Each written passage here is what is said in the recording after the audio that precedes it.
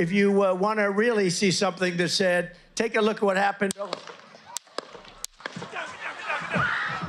In the minutes, hours, and now first couple days since a 20-year-old from Pennsylvania took a shot at Donald Trump while at a campaign rally, the internet has been flooded with theories, speculation, and yes, misinformation. Remember that photo of Trump being ushered off stage with blood on his face? Many of us learned about the event in real time from images like this, but then we had to wait for answers. And that's when an information gap opened up, which was very quickly filled by posts fueled by emotion, partisan ideology, and yes, false claims. In other words, it was a perfect storm. The main false claim is this, that somehow the shooting was an inside job.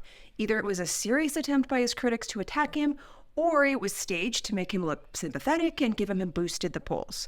To be clear, there is no evidence for this. The investigation is ongoing. But there's still some pretty high-profile people claiming it. Trump's newly announced running mate J.D. Vance tweeted that Democratic rhetoric. They've said things like he is an authoritarian fascist, led directly to the shooting, according to Vance.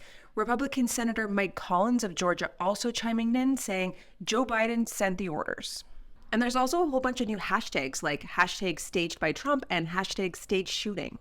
Now, obviously, this is not the first time that an assassination has been linked to conspiracy theories. 60 years later, more than half of Americans still think that there was some sort of larger plot involved in the death of John F. Kennedy.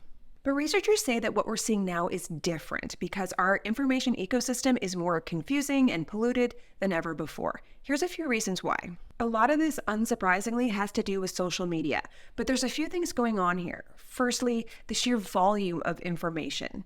Whereas most people learn about Kennedy from just a couple sources like the radio or a newspaper, we were all able to hop online and read about Trump from a bunch of different people and in a bunch of different places, making it very hard to tell what's accurate and what's real.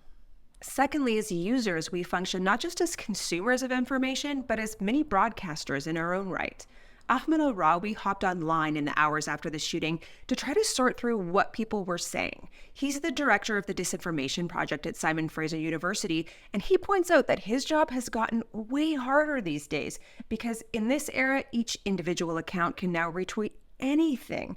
And when we do that, we can help or we can further spread good information or we can spread bad information. Thirdly, the algorithm.